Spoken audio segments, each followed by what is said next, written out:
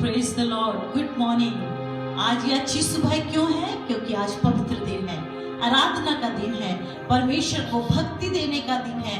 इसीलिए हम इस सुबह की इस आराधना को शुरुआत करते हैं और मैं आप सबों का स्वागत करती हूँ आज सुबह ज़ायन गॉस्पेल मिनिस्ट्रीज में।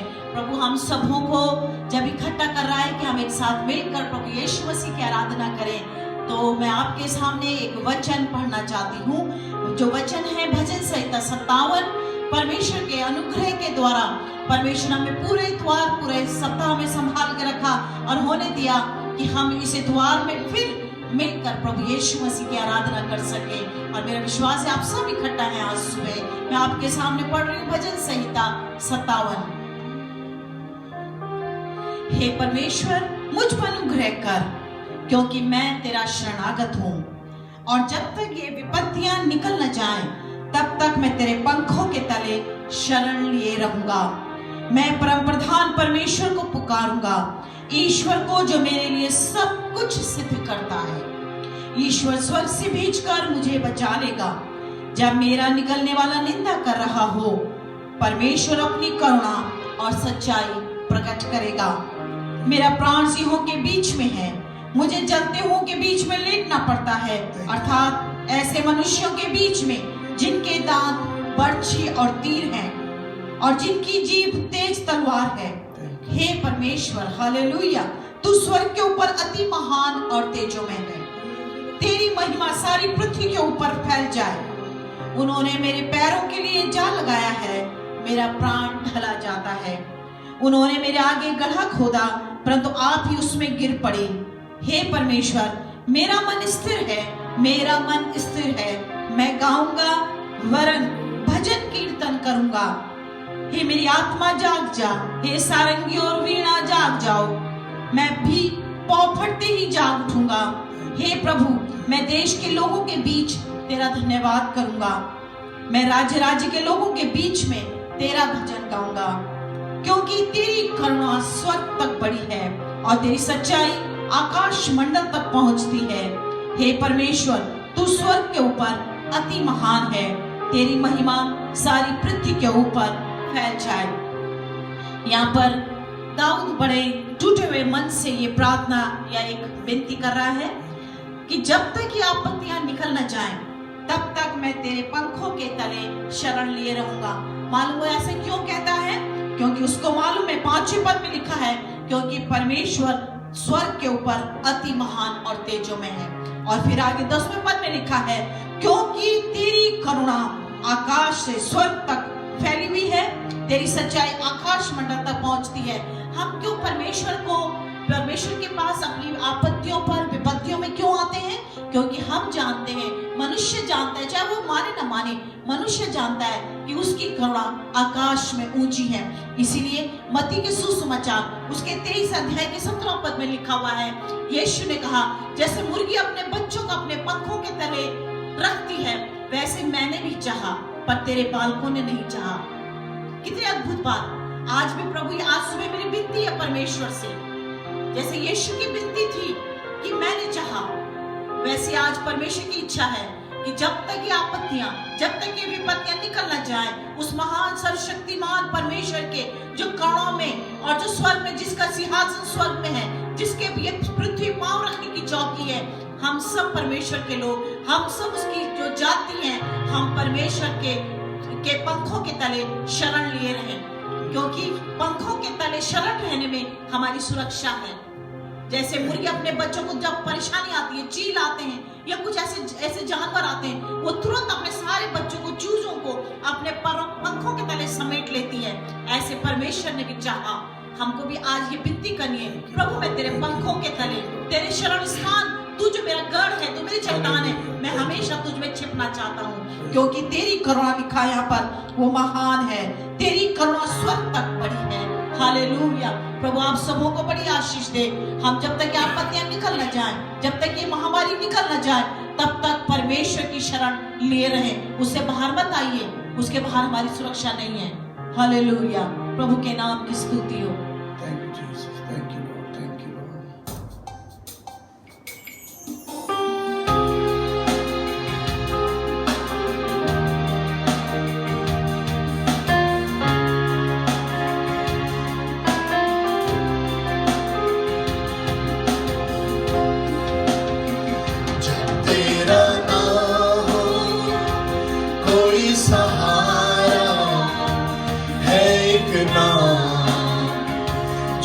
तेरा सहारा, जब तेरा ना हो कोई किनारा, है एक नाम जो तेरा किनारा, जब तू सोचे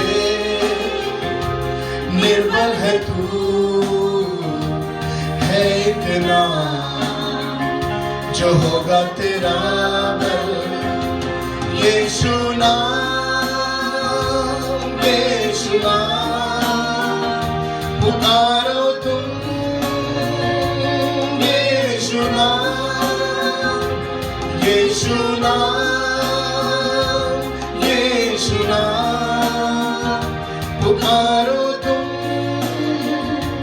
यीशु नाम, यीशु नाम, यीशु नाम, हालेलुया, यीशु नाम, यीशु नाम।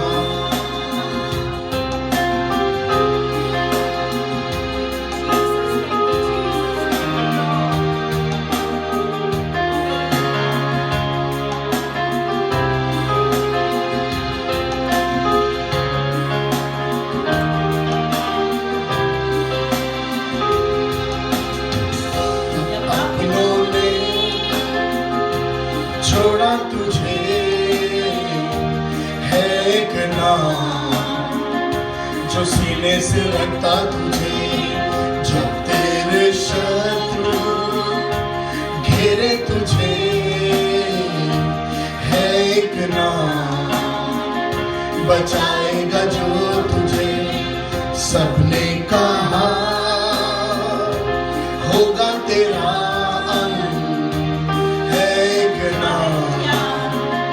जो कहता शुरू है यीशु नाम, यीशु नाम, पुकारो तुम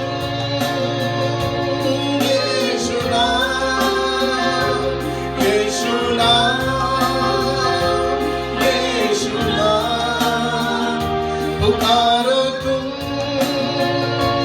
यीशु नाम,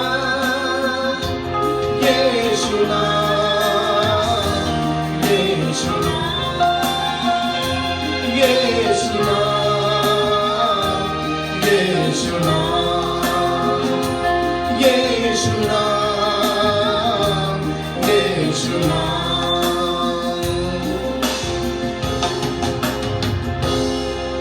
हालेलुया, धन्यवाद। यीशु नाम, यीशु नाम, पुकारो जब तुम यीशु नाम। इसकी लाइन बड़ी अच्छी है कि जब सबने कहा होगा तेरा अंत, जब सबने कहा होगा तेरा अंत, तब यीशु ने कहा अब शुरू है। अब जीवन में हम कई बार सोचते हैं कि ये बस हमारा अंत है, लेकिन यीशु नाम जो हमारे लिए है वो हमारी शुरुआत के लिए, हमारी शुरुआत के लिए, हमारी जिंदगी के लिए, नए जीवन किसी चाल के लिए यीशु नाम है। और ये वो नाम है जो सब नामों में ऊंचा है। बाइबल में लिखा हुआ है ताकि हर एक घुटना उस नाम के आगे टिके, हर जीव अंगीकार करे कि यीशु मसीह ही प्रभु है। तो जो लोग विश्वास नहीं करते हैं, आप सुनिए ध्यान से, पवित्र शास्त्र बाइबल कहता है हर एक घुटना उसके नाम के आगे टिकने जा रहा है। तो ये वो नाम है जो अद्भुत है। उस नाम के लिए हम प्रभु यीशु मसीह की हम महिमा करते हैं, उसकी स्तुति करते हैं। आज के इस दिन के लिए हम परमेश्वर को धन्यवाद देते हैं जिसने आपको और मुझको ये पवित्र दिन दिया है, ताकि इस दिन में हम अपने दिल की इच्छा के साथ, अपने दिल की गहराई के साथ हम उसके नाम को भजने पाए। यीशु मसीह ने कहा परमेश्वर सच्चे उपासकों को, सच्चे आराधना करने वालों को ढूंढ रहा है। परमेश्वर को ढूंढने की जरूरत नहीं है ना जी, हमें ढूंढने की जरूरत है। हमारी कुछ खो जाती तो हम ढूंढते हैं, लेकिन ईश्वर को, परमेश्वर को ढूंढने की जरूरत नहीं है। लेकिन बाइबल कहती है वो ढूंढता है। वो किसको ढूंढता है? जो सच्चे आराधना करने वाले लोग हैं। मेरा प्रश्न है कि आप सच्चे आराधना करने वाले हैं? कि आप सच्चे प्रभु को प्यार करने वाले लोग हैं? और जो सच्ची आराधना करते हैं, बनावटी नहीं कि बनावटी तरीके से गीत गा लिया, चलो थोड़ी सी प्रार्थना कर ली, थोड़ा सा बाइबल पढ़ लिया, चलो भाई जल्दी से करके निपटाओ, उसको निपटाने वाली बात। हम निपटाने के लिए सेवा नहीं करते हैं, हम दिल के गहराई से सेवकाई करते हैं, क्योंकि हम चाहते हैं कि ये वचन जो है ये लोगों के दिल तक पहुंचे और लोग सच्चाई को जाने और सच्चाई उन्हें आजाद करे। यीशु ने कहा वो सत्य मैं हूं, प्रभु यीशु ने कहा अगर सत्य को जानोगे, यीशु ने कहा, तो सत्य तुम्हें स्वतंत्र करेगा। आज सुबह हम प्रभु के वचन में से हम बात करने जा रहे हैं। मैं लूका के सुसमाचार के 15वें अध्याय में पिछले 2 इतवारों से आपसे बातें कर रहा हूं, कृपया करके बहुत ध्यान से सुने थोड़ी देर के लिए। लूका के सुसमाचार के 15वें अध्याय में प्रभु यीशु मसीह ने 3 दृष्टांत दिए हैं, 3 कहानियां बताई हैं। और वो मैं पहले इतवार में मैंने आपसे कहा था किसी के पास किसी की 100 भेड़ें थी, उसमें से एक भेड़ खो गई और वो 99 को छोड़कर वो ढूंढने के लिए गया, उसको ढूंढा और वो भेड़ मिल गई। फिर मैंने पिछले इतवार में आपसे कहा था एक स्त्री के पास 10 सिक्के थे, उसमें से एक सिक्का खो गया। लिखा हुआ है वो झाड़ू लेकर दिया जलाकर अपने घर में ढूंढती रही और जब तक मिल नहीं गया ढूंढती रही। अब बाइबल में लिखा हुआ है बाद में वो सिक्का मिल गया। लिखा हुआ है जब सिक्का मिला तो इस स्त्री ने बड़ा आनंद किया, अपने सहेलियों को बुलाया, अपने पड़ोसियों को बुलाया, उनके साथ बड़ा आनंद किया। जब भेड़ मिल गई तो जो चरवाहा था उसने अपने मोहल्ले में जाकर लोगों के साथ में, अपनी बस्ती में लोगों के साथ में आनंद किया और कहा कि मेरी खोई भी भेड़ मुझे मिल गई है। तो बाइबल में प्रभु यीशु मसीह इसी प्रकार से इस बात को समझाया है कि जिस प्रकार से ये आनंद हुआ है, उसी प्रकार से पृथ्वी पर जब एक मनुष्य मन फिराता है तो स्वर्ग में स्वर्गदूत ऐसे ही आनंद करते हैं। तो आज सुबह भी मैं उस बात को कंटिन्यू करना चाह रहा हूं कि स्वर्ग में एक बड़ा आनंद होता है। मैं फिर आपको रिपीट कर रहा हूं, दुनिया में कोई भी उपलब्धि प्राप्त करने के पश्चात स्वर्ग में आनंद नहीं होता है। सुनिए ध्यान से, यदि इस दुनिया में कोई उपलब्धि आपको हुई है, आपको कोई नई नौकरी लगी है, तो स्वर्ग में आनंद नहीं होता उससे। मैं आपसे कह रहा था लोग जब एक बहू लेके आते हैं तो घर में बड़ा आनंद होता है, लेकिन स्वर्ग में कोई आनंद नहीं होता है। आप रिटायरमेंट आपका हो जाता है, घर में बड़ा आनंद होता है, लेकिन स्वर्ग में आनंद नहीं होता।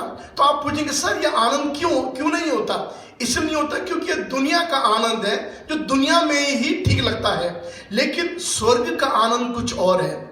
स्वर्ग का आनंद केवल एक यही है जब एक पापी अपने पापों से पश्चाताप कर सच्चे परमेश्वर की ओर अपना मन लगाता है और ये महसूस करता है कि मैंने पाप किया है, तो परमेश्वर के स्वर्ग में उसके स्वर्गदूत जो है वो आनंद करते हैं।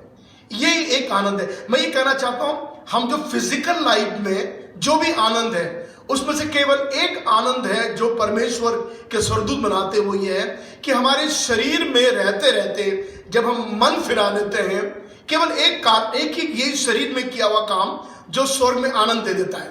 हालेलुया। शरीर में किया हुआ केवल एक काम है जो स्वर्ग में आनंद देता है और वो यही है कि जब आप अपने पापों से पश्चाताप करते हैं। आज तीसरी बात मैं कहने जा रहा हूं, उसी 15वें अध्याय में वहां पर हमको एक घर की कहानी मिलती है। एक परिवार है, उसमें पिता है और 2 बेटे हैं। हालांकि ये जो कहानी है, कई जितने क्रिश्चियन सेवक लोग हैं जब प्रचार करते हैं तो हम अक्सर ये कहते हैं वो बेटा, उसमें से एक बेटा चला गया था, एक बेटा घर में था, वो पिता के पैसे लेके चला गया अपना हिस्सा। हम बहुत सी बातों को प्रचार करते हैं, लेकिन ये कहानी जितनी दिखने में या सुनने में सरल है उतनी सरल नहीं है। ये बहुत डिफिकल्ट एक्चुअली स्टोरी है। इसके पीछे बहुत सी बातें हैं जो हमको समझने की जरूरत है। खैर मैं बातों को प्रचार नहीं कर रहा हूं, मैं इसकी सादी बातों को आपके आगे रखना चाहूंगा। एक परिवार है और ये जो परिवार है परमेश्वर ने मुझे इस बात के बारे में दिखाया है और बताया है। ये परिवार एक कलीसिया को प्रस्तुत करता है। जितने हैं मसीह मेरे भाई बहन हैं, जितने सेवक लोग हैं, आप ध्यान रखिए इस बात को कि ये जो पिता है और उसके 2 बेटे हैं, ये एक कलीसिया को प्रस्तुत करता है। ये एक परिवार है, एक घर है। तीमुथियुस की पत्री में भी हमको इस बात के बारे में मिलता है। लिखा हुआ है तीमुथियुस की पत्री में उसके 3 अध्याय के 15 पद में लिखा हुआ है कलीसिया भी जो परमेश्वर का घर है। सो कलीसिया जो है वो क्या है? परमेश्वर का घर है। तो कहना चाहिए एक घर में जब आप होते हैं तो उसमें पिता होता है, उसमें और उसमें माँ होती है, उसमें भाई लोग होते हैं। परिवार इससे कंप्लीट होता है। तो तो बाइबल में भी हमको वही मिलती है बात कि परिवार में ये जो सदस्य होते हैं इससे परिवार कंप्लीट होता है। तो कलीसिया में भी जो लोग होते हैं वो भी कलीसिया के सदस्य होते हैं, वो भी एक परिवार होता है। Church is a house of God, याद रख लीजिए। तो उसमें भी जो लोग हैं उनके विषय में आज सुबह मैं बात करना चाहूंगा। एक भेड़ जो बाहर खो रखी थी, सिक्का घर के अंदर खो रखा था, लेकिन कुछ लोग हैं जो कलीसिया के अंदर और कलीसिया के बाहर खोए हुए हैं। ये हमको जानने की जरूरत है क्योंकि कलीसिया परमेश्वर का घर है। तो यहाँ पर इस 15वें अध्याय में एक पिता के 2 पुत्र थे। उसमें छोटे बेटे ने अपने पिता से कहा कि मेरी संपत्ति का जो हिस्सा है मुझको दे दे। सो पिता ने संपत्ति को भाग किया और जो छोटे बेटे का बनता था उसको देकर, अब बाइबल में लिखा हुआ है कुछ दिन बीते नहीं थे, ये पुत्र अपनी संपत्ति इकट्ठा करके, ध्यान दीजिए मुझे ये कहानी रटी हुई है, उनके जो बातें हवाले हैं वो रटे हुए हैं।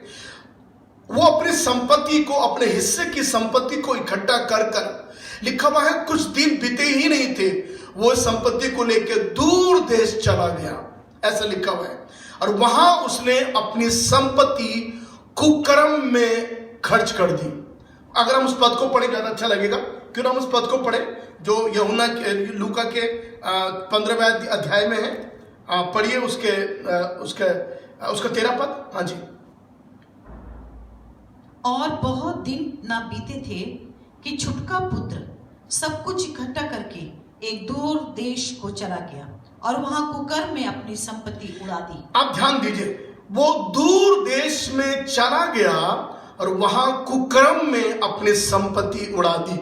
दूर देश में चला गया। पिता के पास रहने वाला पुत्र, पिता के साथ संगति करने वाला पुत्र, पिता के आशीर्वाद में रहने वाला पुत्र, लिखा हुआ है वो दूर देश चला गया। मतलब he went far away from his father. और आज जो परिस्थिति संसार की है वो यही है कि हम कहते हैं कि परमेश्वर हमारा स्वर्गीय पिता है। और मैंने अक्सर लोग सबको बोला है, चाहे वो कोई भी लोग हो, कोई भी धर्म है, अक्सर हम ईश्वर को अपना पिता कहते हैं। सब लोग कहते हैं जो ईश्वर है वो हमारा परम पिता है, परमेश्वर जो है हमारा पिता है, हम इसको प्रकार संबोधित करते हैं। हम कहते तो हैं, लेकिन पिता कहने से कुछ नहीं होता है। बाइबल में लिखा हुआ है ऐसा तो नहीं है हमारे लिए कि हम पिता के संगति से, पिता के आशीर्वाद से हम दूर देश चले गए हैं, हम दूर निकल गए हैं। और आज मानव के अंदर यही है। हम कहते तो हैं कि स्वर्ग का परमेश्वर हमारा पिता है, लेकिन आपने अपना पुत्र और अपनी पुत्री का क्या आपने वो रिश्ता निभाया आज तक? क्या आप परमेश्वर की उपस्थिति में रहते हैं? क्या आप परमेश्वर के आशीर्वाद में रहते हैं? जैसा वो पुत्र अपने बाप के साथ रहता था, उसके आशीर्वाद के नीचे रहता था, अब वो दूर देश चला गया है। आप जानते हैं कारण क्या था? लिखा हुआ है उसने अपनी सारी संपत्ति कुकर्म में खर्च कर दी। इसका मतलब उसने सारा पैसा जो पिता का इकट्ठा किया हुआ पैसा था, उसको सारा पैसा कुकर्म में उसने खर्च कर दिया। देख लिए, अगर ये लड़का जो था ये केवल उड़ाऊ पुत्र नहीं था केवल ये, लेकिन ये बेवकूफ भी बहुत ज्यादा था। क्योंकि अगर कोई दूसरा होता तो वो उस पैसे को लेकर किसी बिजनेस में खर्च करता, पिता के दिए पैसे को एक बिजनेस खोलता। पिता को भी घमंड होता, चलो मेरे बेटे ने मेरे पैसे से एक बड़ा बिजनेस चलाया है और आज एक सक्सेसफुल बिजनेसमैन मेरा बेटा हो गया। ऐसा भी कुछ नहीं था। तो ये एक शर्म की बात, दुख की बात पिता के लिए भी थी कि पिता का दी हुई संपत्ति उस लड़के ने कुकर्म में खर्च कर दिया। और जाने कितने लोग हैं आज जो पैसे को मिसयूज करते हैं, गंदी गंदी चीजों में अपना पैसा लगाते हैं, ड्रग्स में अपना खर्चा करते हैं, अपनी कमाई को, अपने पिता की कमाई को, अब मेहनत की, खून पसीने की कमाई को लोग नशे में, जुआ खेलने में, सिगरेट पीने में, शराब पीने में और हर गंदे कामों में लोग अपना पैसा लगा देते हैं। ये पैसा आपका नहीं है, ये पैसा पिता का है। और जो आशीषें परमेश्वर ने आपको दी है, कई बार उन आशीषों को हम लुटा देते हैं, आराम बड़ी सरलता से हम लुटा देते हैं। इस लड़के ने अपना सारा पैसा जो तो पिता के जो संपत्ति थी, पिता का जो आशीर्वाद था, उसको उसने कुकर्म में खर्च कर दिया। आज मनुष्य का यही हाल है। हम कहते तो हैं कि परमेश्वर हमारा पिता है, लेकिन हम लोग पिता से बहुत दूर चले गए हैं। किसने हमको दूर किया? हमारे पाप, हमारा कुकर्म, हमारी बुराइयों ने हमको हमारे पिता परमेश्वर से दूर कर दिया है।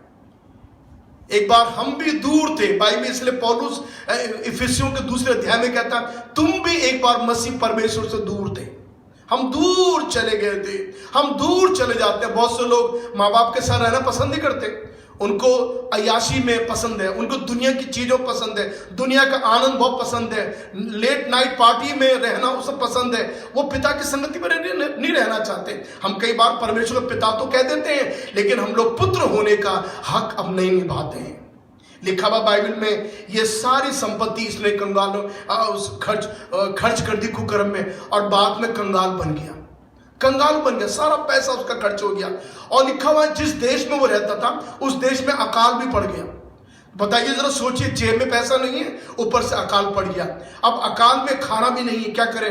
तो जब गया, एक नौकरी मिली, तो सूअर चराने की नौकरी मिली। अब ये बहुत बड़ी गहरी बातें हैं, क्योंकि प्रभु यीशु मसीह जब इस बात को कह रहा है अपने मुंह से, तो प्रभु उस समय के अनुभव में होकर, उस समय के बारे में सोचकर प्रभु बता रहा है।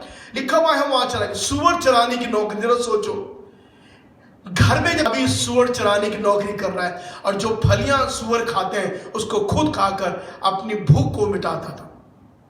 एक दिन क्या हुआ, वो जब सूअरों के झुंड में बैठा हुआ था, और तब अचानक से गंदी उसकी हालत थी। तब बाइबल में लिखा हुआ, वो अपने आप में आया, वो अपने आपे में आया, है ना जी। 15 अध्याय के और उसके 17 पद में लिखा हुआ है। देखिए, पढ़ ले इस पद को, लिखा हुआ है 17 पद को। हाँ जी। जब वो अपने आपे में आया, जब वो अपने आपे में आया, ध्यान हिंदी के शब्द सुनिए, जब वो अपने आपे में आया। लिखा हुआ है, अंग्रेजी में लिखा हुआ है, when he came to his senses। जब वो अपने आपे में, अपने चित्त में आया, जब वो, उर्दू में बड़ा अच्छा लिखा हुआ है, जब वो अपने होश में आया। उर्दू में लिखा हुआ है, जब वो अपने होश में आया। इसका मतलब मदहोश हो चुका था, बेहोश हो चुका था, वो सेंस में नहीं था, वो नॉनसेंस हो गया था। जब वो अपने सेंस में आया, क्या लिखा हुआ, जब वो अपने आपे में आया, तो क्या करा उसने? बोलिए। तब कहने लगा कि मेरे पिता के कितने ही मजदूरों मेरे पिता के घर में कितने मजदूर हैं। लिखा हुआ है, मजदूरों को भोजन से अधिक रोटी मिलती है, और मैं यहाँ भूखा मर। और लिखा हुआ, मैं यहाँ भूखा मर रहा हूं। उसने महसूस कर लिया, ये जो भूख है मेरे जीवन की, ये मेरे अपने पाप के कुकर्म के कारण से है, क्योंकि मेरे पिता के घर में खाने की कोई कमी नहीं है। हालेलुया। मैं आपसे ये कहना चाहता हूं मेरे प्रियो, स्वर्गीय पिता के घर में आपके लिए सब कुछ बहुतायत से है। उसके पास किसी बात की कमी नहीं है आपके लिए। वो बहुतायत से देने वाला परमेश्वर है। अगर आप भूखे रह रहे हैं तो ये आपके अपने कर्म हैं, ये हमारे अपना जिंदगी है जिस कारण से हम भूखे रह रहे हैं।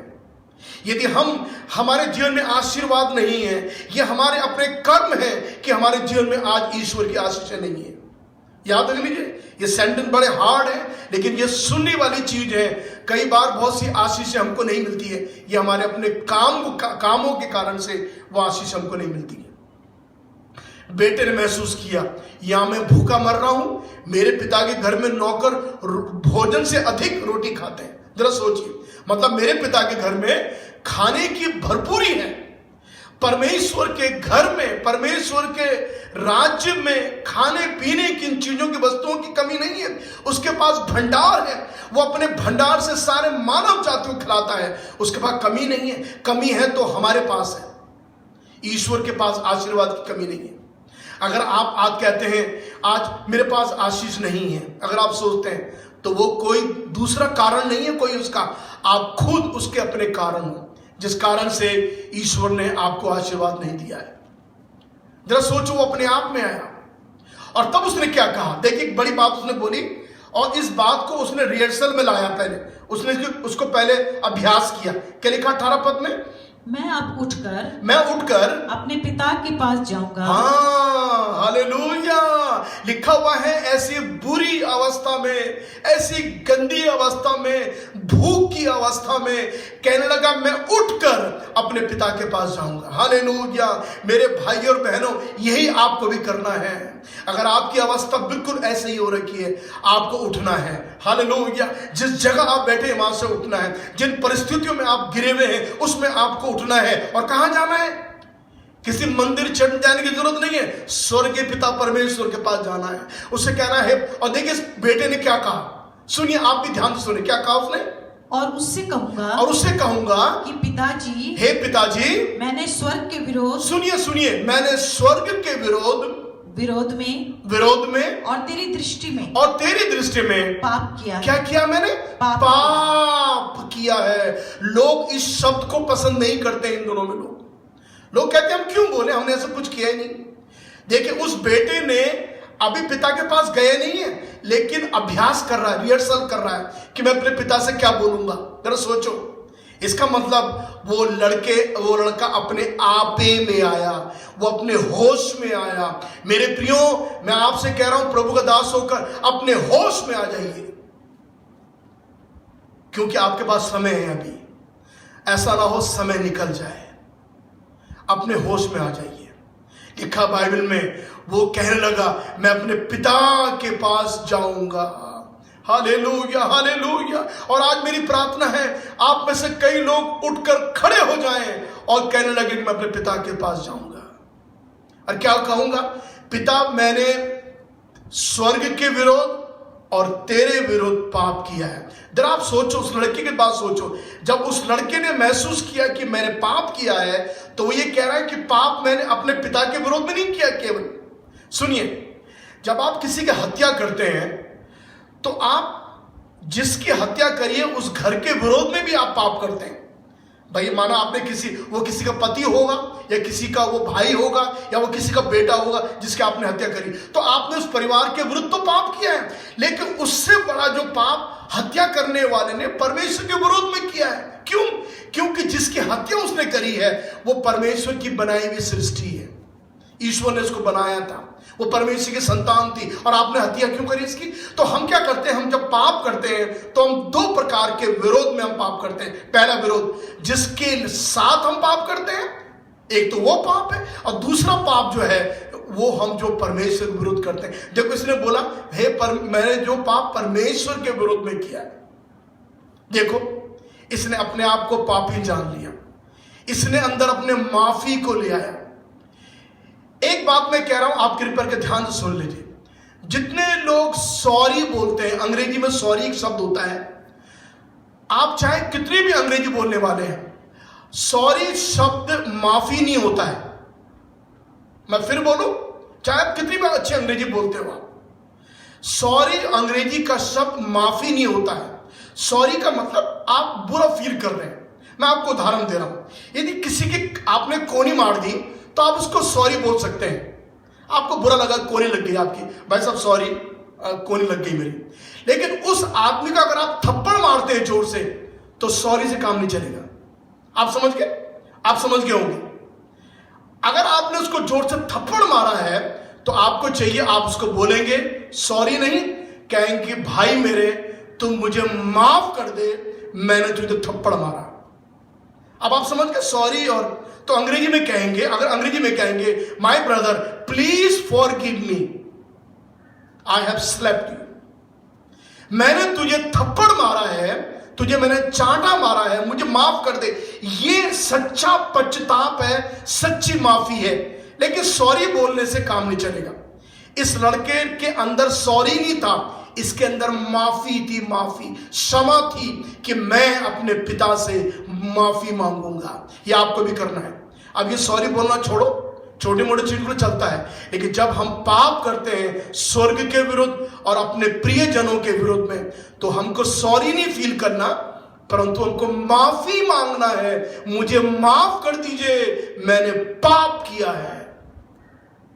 और बाइबल में लिखा हुआ है, इसने माफी, जब ये गया अपने पिता के पास, तो ये जो इसने सोचा था वो ही उसने जाकर अपने पिता से कहा। लेकिन इससे पहले वो पिता के पास जाता, जब वो उठ के जा रहा था, पिता ने उसको दूर से देखा, देखिए मेरे भाई और बहनों, मैं आपसे ये कहना चाहता हूं, आप कितना भी दूर चले गए हो, परमेश्वर की नजरों के सामने आप रहते हैं। प्रभु आपको देखता है। क्यों? क्योंकि परमेश्वर आपसे प्यार करता है। बाइबल लिखा हुआ यूहन्ना के 3 अध्याय के 16 पद में सब जानते हैं, क्योंकि परमेश्वर ने जगत से ऐसा प्रेम रखा। परमेश्वर प्रेम रखने वाला परमेश्वर है। वो आपसे घृणा नहीं करता, वो आपसे प्रेम करता है। लिखा हुआ है उसने आपसे प्रेम किया। उर्दू में लिखा, खुदा ने जहां से ऐसी मोहब्बत रखी, उसने ऐसी मोहब्बत रखी। कैसी मोहब्बत रखी? कैसा प्यार प्रभु ने परमेश्वर हमसे किया?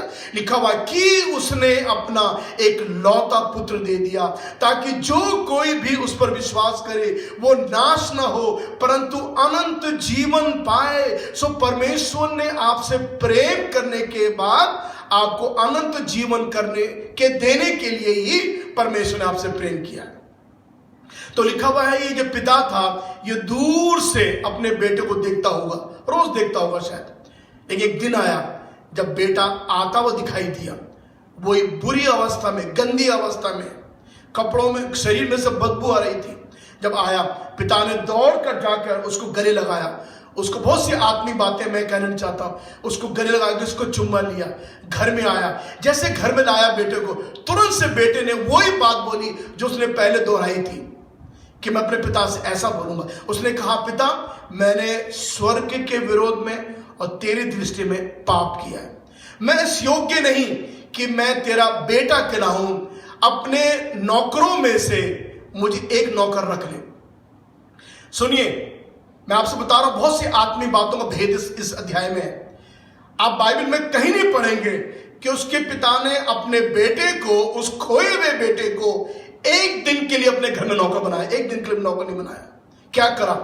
अपने नौकरों को बोला, तुरंत कपड़े उतारो उसके। कपड़े उतारे उसके, वो बदबूदार गंदे कपड़े, और लिखा हुआ उसको जूतियां पहनाई, अंगूठी पहनाई, अच्छे वस्त्र पहनाए। इसका मतलब यह है कि पिता ने उसकी जो ऑनरशिप है उसको दोबारा फिर रिस्टोर कर दिया। जो वो खो चुका था, जो वो उसने लुटा दीजिए सब कुछ, पिता ने सब कुछ उसको वापस फेर दिया। मैं आपसे कहना चाहता हूं, अगर आप विश्वासी हैं और आप बैकस्लाइड हो चुके हैं, अगर कोई विश्वासी है जो पहले बड़ा हालेलुया बोलता था, बड़ा वो करता था, और आपने बपतिस्मा भी लिया था, और अगर आप फिर गए हैं और संसार में चले गए हैं, मैं आपसे ये कहना चाहता हूं, स्वर्ग का परमेश्वर इतना दयालु है, वो आपका जो भी लूट चुका है वो आपको वापस देने को तैयार बैठा हुआ है। क्या आप उसके पास आएंगे? अगर आप बैकस्लाइड हो चुके हैं, you can come back. Still there is a place for you. आपके लिए अभी भी एक जगह है जो परमेश्वर आपको देना चाहता है। उस पिता ने अपने बेटे को वो संशिप, वो जो बेटे का जो अधिकार है पुत्र होने का, वो एक सोने की अंगूठी, जूती पहनाकर, अच्छे वस्त्र बनाकर बेटे का अपने घर में स्वागत किया। अगर आप पहले एक जमाने में बहुत आत्मिक हुआ करते थे, पहले बड़े आप प्राप्त चढ़ जाते थे, बाइबल पढ़ते थे, दुआ करते थे, लेकिन वो अगर सब समाप्त हो चुका है, आप चिंता ना करें, आपके पास भी अभी भी समय है। आप अभी भी पिता के पास आ सकते हैं। पिता के पास अभी भी आपके लिए वो अंगूठी और वो कपड़े और वो जूती आपके लिए अभी भी तैयार रखी हुई है। आप आना चाहते हैं तो आज हम प्रार्थना करेंगे कि प्रभु आप पर दया करें और आप वापस लौट के आ जाएं। और लिखा हुआ उसके बाद पिता ने बड़ी खुशी मनाई अपने घर में। नौकरों से बोला, भाई सब आनंद करो, खुशी बनाओ, मेरा बेटा जो मर गया था वो जीवित हो चुका है और जो खो गया था वो मिल गया है। आपने कभी ध्यान दिया इन दो शब्दों में? पिता ने अपने घर में ये घोषणा करी कि मेरा बेटा जो मर गया था वो जीवित हो चुका है और जो खो गया था वो मिल गया है। इसका मतलब सुनिए, आपने कभी सुना नहीं होगा, प्रभु चाहता है कि इस बात को आप सुने। पिता ने अपने खोए हुए बेटे के लौटने के बाद जो बात बाइबल में कहा है कि मेरा बेटा जो मर गया था वो जी उठा है और जो खो गया था वो मिल गया है। तो क्या वो बेटा मर गया था? नहीं मर गया था। आप सुनिए ध्यान से, प्रभु चाहता है आप सुने। जितने लोग परमेश्वर से दूर जिंदगी बिता रहे हैं, सुनिए कान खोलकर, आप ऐसी जिंदगी है जैसे हम मरे हुए हैं। It's like dead life. परमेश्वर के बगैर हमारा जीवन मुर्दा है, बेकार है। सो पिता जब कह रहा है, ये मैं नहीं कह रहा हूं, ये पिता कह रहा है कि मेरा बेटा जो मर गया था, मरा नहीं था, वो जी उठा है, ऐसा पिता कह रहा है। इसका मतलब कि पिता कह रहा है जब मेरा बेटा मुझे वापस लौट चुका है, तो इसका मतलब मेरा बेटा ऐसा हो गया है जैसे वो जिंदा हो गया है मरे में से। जब एक इंसान परमेश्वर के पास लौटता है, अपने सृष्टिकर्ता के पास लौटता है, तो आप जानते हैं क्या होता है? वो अपनी मुर्दा मरी हुई अवस्था से उठकर जिंदा होकर पिता के पास आता है। इसका मतलब बिना परमेश्वर के हमारा जीवन मुर्दा है। ये बाइबल में भी लिखा हुआ है कई जगह। इसलिए पौलुस इफिसियों की पत्री के दूसरे अध्याय में कहता है कि तुम पहले अपने पापों और अपराधों में मरे हुए थे। दूसरा अध्याय पहला पद, तुम अपने पापों और अपराधों में क्या थे? तुम मरे हुए थे। क्योंकि अगर हम पिता से दूर थे तो इसका मतलब हम मरे हुओं के समान है। अब पिता ने कहा जो खो चुका था वो मिल गया है। हालेलुया! कितनी अच्छी बात है जब हम अगर खोए हुए इस संसार में हमको मिल जाने की जरूरत है। लिखा पिता ने अपने घर में बड़ी पार्टी करी। सुनिए, ऐसी खुशी, ऐसा आनंद, ऐसी स्वर्ग में होता है जब आप और मैं वापस पिता के पास लौट जाते हैं। अच्छा, मैं इस बात को कह के समाप्त कर रहा हूं। जब ये घर में नाच गाना हो रहा था, पार्टी हो रही थी, बड़ा खाना बन रहा था, शायद बड़े बड़े शेफ खाने बना रहे होंगे उस समय में, बड़ी खुशी थी। बेटे को मालूम नहीं है, बेटा खेत में काम कर रहा है, उसको मालूम नहीं कि मेरे घर में इतना बड़े पार्टी चल रही है। जब वो आया, उसने ये देखा मेरे घर में गाने वाने हो रहे, क्या बात है। उसने एक नौकर से पूछा ये सब क्या हो रहा है। उसने कहा तुझे मालूम नहीं है, तेरा भाई आया है। और जब उसने सुना मेरा भाई आया है, वो क्रोध से भर गया। लिखा हुआ उसको क्रोध आया, उसको वो क्रोध से भर गया। पिता ने समझाया बेटा तू क्यों ऐसा कर रहा है। तब उसने अपने पिता से मालूम क्या कहा? उसने ये कहा कि हे पिता, मैंने कितनी बार अपने दोस्तों के साथ सब कुछ करना चाहा, लेकिन कभी तूने मेरे लिए तो कभी तूने ऐसा प्रकार किया नहीं। लेकिन तेरा बेटा ये जिसने अपनी सारी संपत्ति कुकर्म में उड़ा दी, उसके आने से तू इतना आनंद कर रहा है। आप जरा सोचो, उसने अपने भाई को अपने पिता का बेटा करके संबोधित किया, ये तेरा बेटा। ये आप जरा सोचे, इस भाई का स्वभाव अपने छोटे भाई के प्रति कितना बुरा था। आप इसीलिए कई बार हम सोचते हैं हम बाहर के बेटे को बुरा कह देते हैं, लेकिन घर में जो बेटा था वो ही भी खोया हुआ था। आज जाने कितने लोग हैं जो चर्च के बाहर खो रखे हैं, और जाने कितने लोग हैं जो चर्च के अंदर खो रखे हैं। और दोनों को प्रभु यीशु को पाना जरूरी है, दोनों को परमेश्वर के पास आना जरूरी है। आप सोचते हैं हम चर्च में सुरक्षित नहीं, आपको भी प्रभु के पास आना है। हमें भी पछताव करना है, हमारे स्वभाव को बदलना है, हमारे एटीट्यूड को बदलना है, हमको हमारे जो कमियां हमारे अंदर है उससे हमको माफी मांगना है, तब पिता हमें स्वीकार करेगा। तो याद रख लीजिए, ये पिता जब बेटा घर लौट के आया, तो लौटने के बाद पिता ने अपने घर में आनंद किया। जब आप ऐसे ही पिता के पास लौटेंगे तो स्वर्ग में एक बहुत बड़ा आनंद होगा। हालेलुया! आप चाहते हैं उस आनंद को, आप चाहते हैं स्वर्ग आनंद करें, आप चाहते हैं कि स्वर्ग में आनंद हो, तो याद रख लीजिए उसके लिए संसार में एक फिजिकल वर्क हमें करना है। ये करना है, हमें अपने मुंह से अंगीकार करना है। हाँ जी, अगर हम रोमियो की पत्री को पढ़ें, उसके 10 अध्याय के और उसके 9 पद में लिखा हुआ है, मैं आपके लिए पढ़ लेता हूं। रोमियो की पत्री उसका 10 अध्याय और उसके 9 पद में लिखा हुआ है, रोमियो का 10 अध्याय 9 पद में, कि यदि तू अपने मुंह से यीशु को प्रभु जानकर अंगीकार करे। अगर आप अपने मुंह से बोले, मैंने आपको पहले बताया था सॉरी वॉरी से काम नहीं चलेगा, सॉरी तो बहुत छोटा शब्द है। अगर आप मुंह से अपने अंगीकार करें, लिखा हुआ है, और अपने मन से विश्वास करें, तो 2 काम करना है। पहले काम तो आपको मुंह से अंगीकार करना है, जैसे उस बेटे ने अंगीकार करा, हे पिता मैंने तेरे विरुद्ध और स्वर्ग के विरुद्ध पाप किया है। मुंह से अंगीकार करा, लिखा हुआ है, और मन से ये विश्वास करे कि परमेश्वर ने उसे मरे हुए में से जिलाया, मतलब प्रभु यीशु को मरे हुए में से जिलाया।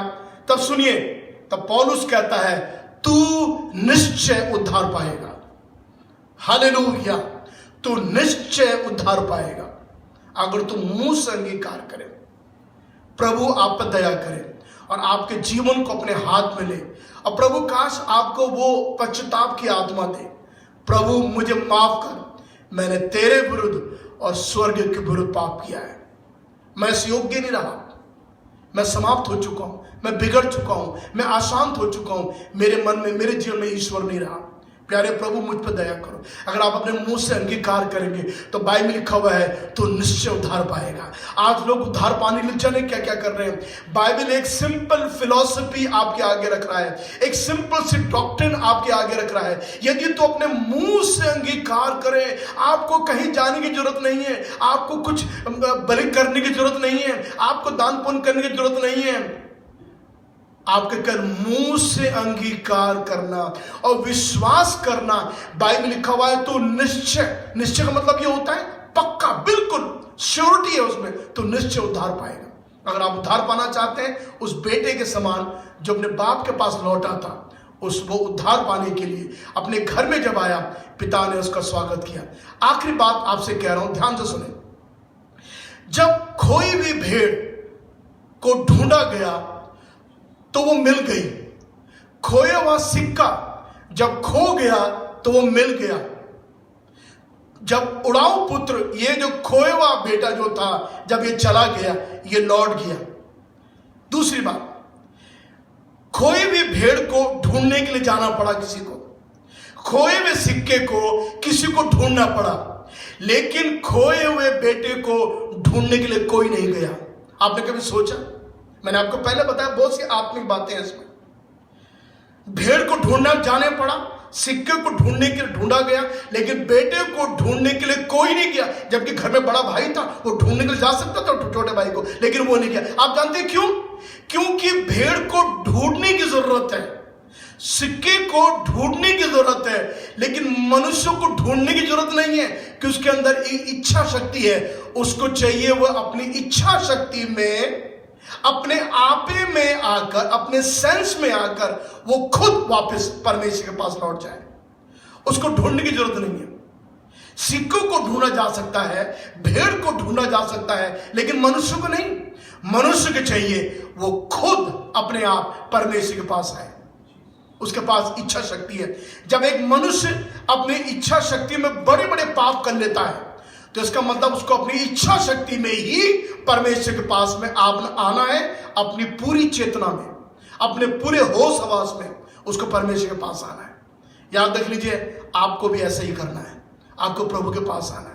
आप कोई भेड़ नहीं हो, आप कोई सिक्का नहीं हो, आप एक मनुष्य हो। आपके पिता के पास आना है। जब आप पिता के पास आएंगे, सुनिए, शायद भाई खुश नहीं था, शायद पड़ोसी खुश नहीं रहे होंगे, लेकिन स्वर्गीय पिता खुश हो गया। हालेलुया। भाई क्रोध से भर गया, मोहल्ले वाले नाराज थे उससे, क्योंकि पुराने शरीयत में लिखा हुआ उड़ाऊ पुत्र के आने से अब लोग खुश नहीं होते थे। अरे ये तो उसने हमारा नाम गंदा कर दिया, हमारे पूरे गांव का नाम बर्बाद कर दिया। गांव के लोग खुश नहीं थे, भाई खुश नहीं था, लेकिन पिता खुश हो गया। हालेलुया। स्वर्ग में एक हमारा बाप बैठा हुआ है, वो आपके लौट जाने से वो खुश हो जाएगा। स्वर्ग का आनंद आपके पश्चाताप पर निर्भर है। आइए अपने सरों को हम झुकाएं, हम लोग प्रार्थना करेंगे। फिर मैं दरख्वास्त करूंगा अपनी वाइफ से सामने आकर कृपया करके प्रार्थना करें। आइए मैं छोटी सी प्रार्थना करें। यदि आप चाहते हैं कि आप अपने मन को प्रभु के लिए खोलें, अगर आप चाहते हैं कि आप प्रभु को मिल जाएं, अगर आप चाहते हैं कि उस बेटे के मानिंद, जो बेटा दूर चला गया था, उसके मानिंद आप वापस आ जाएं, तो प्रभु यीशु आपका इंतजार कर रहा है। उसकी बाहें आपके इंतजार कर रही हैं। क्या आप चाहते हैं आपको मिल जाए? स्वर्ग में बड़ा आनंद होगा। आप चाहते हैं स्वर्ग में बड़ा आनंद हो? आप चाहते हैं आनंद हो? है भाइयों, मेरी बहनों, आप चाहते हैं स्वर्ग में आनंद हो? ओके, हम इस काम को करने जा रहे हैं। हम आपके लिए प्रार्थना करने जा रहे हैं। हालेलुया। धन्यवाद। एक छोटी सी प्रार्थना करेंगे। हालेलुया। धन्यवाद, धन्यवाद यीशु। धन्यवाद प्रभु जी, प्रभु आपके वचन के लिए आपको धन्यवाद देते हैं। धन्यवाद प्रभु। आज यदि कोई है प्रभु जो प्यारे खोया प्रभु हुआ जी, है, प्रभु जी, यीशु आप उस पर अनुग्रह करें प्रभु जी। आप दया करें, उसे फिर लाए प्रभु जी। जैसे वो बेटा अपने आप ही में आया प्रभु, आज कोई ना कोई प्रभु अपने आप ही में आए और आपके चरणों में आ सके, पश्चाताप कर सके और अपनी गलतियों को से क्षमा मांग सके। धन्यवाद। आप प्रभु स्वर्ग से सुनने के लिए तैयार हैं और आप दया करने के लिए भी तैयार हैं प्रभु। हम आपको धन्यवाद देते हैं। धन्यवाद। आज सुबह आपके वचन के लिए आपकी आशीष धन्यवाद देते हैं। यीशु के नाम से मांगते हैं। आमीन, आमीन, आमीन, आमीन। हालेलुया। प्रभु यीशु आप सबको बड़ी आशीष दे।